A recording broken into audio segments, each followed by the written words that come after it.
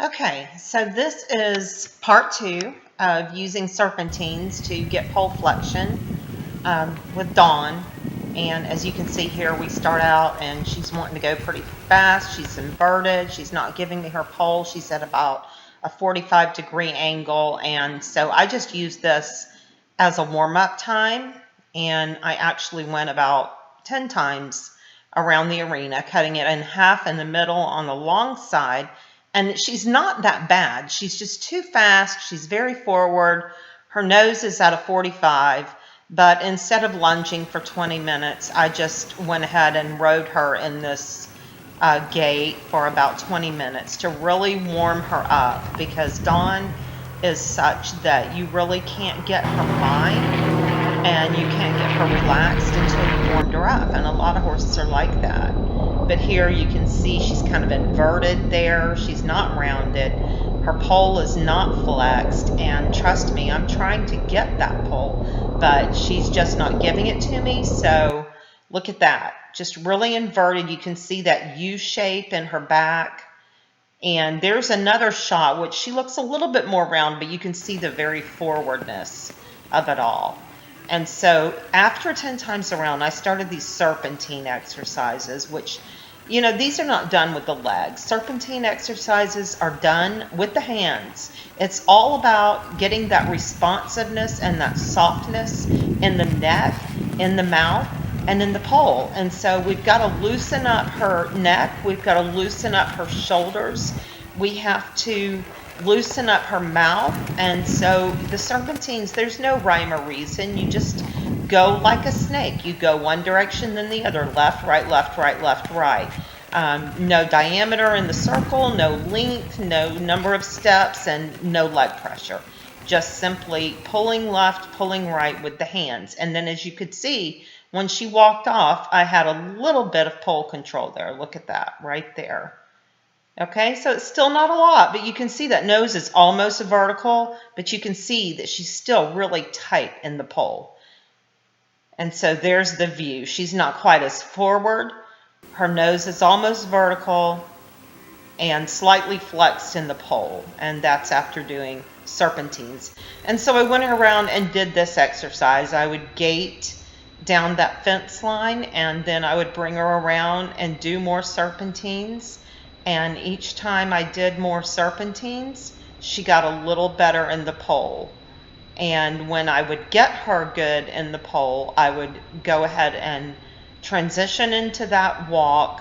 And you can see she's more square. She is giving me the pole a little bit, and she's not as inverted.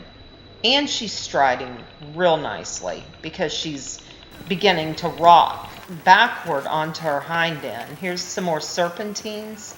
I probably did this about 10 times. I would gait and then I would come back and do serpentines. But I'm not showing all 10 times. Okay, so here's more serpentines. And I go off camera a couple of times, so.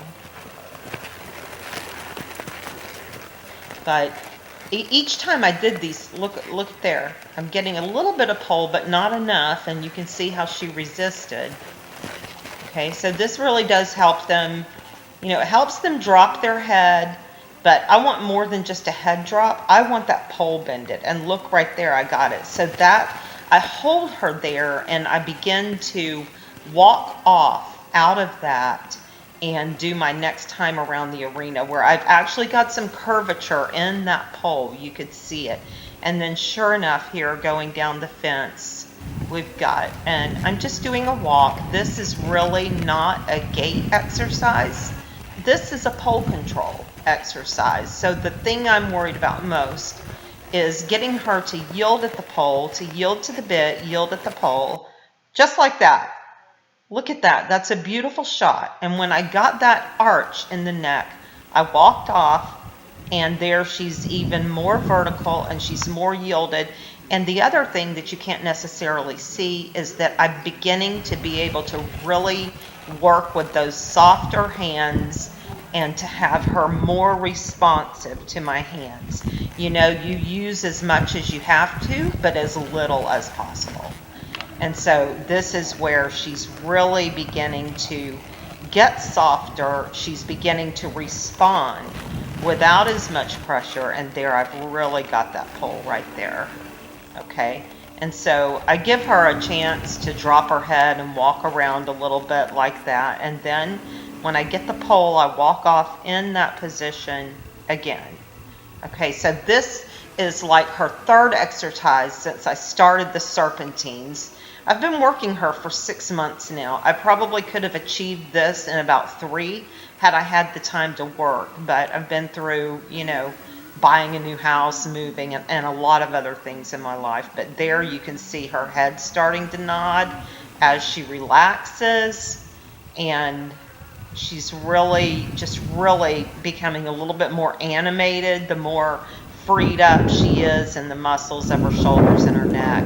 And when I've got her pole, this is also not headset, because when I've got her pole, that's when I'll be able to put her head where I want it. But how can I put her head where I want it when all she does is push against the bit? I'm glad she's on the bit, but I need her to come off of it just a little bit by yielding that pole. This was a really great exercise, and this is one of Dawn's rewards. She really loves walking up to the stool and letting me off when the workout is over. So that's one of her really great big rewards that she gets. And so she gladly walks right up there, because she knows when I walk toward that stool, she knows that's the end of the workout.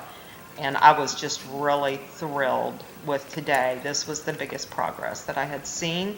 And I look forward to her next 4 workouts doing Serpentines, because I committed to doing 7 of these exercises and seeing where we were then. If I can move on, I'll move on. If not, we'll keep doing it. What a great workout. Thanks for watching the video. So happy.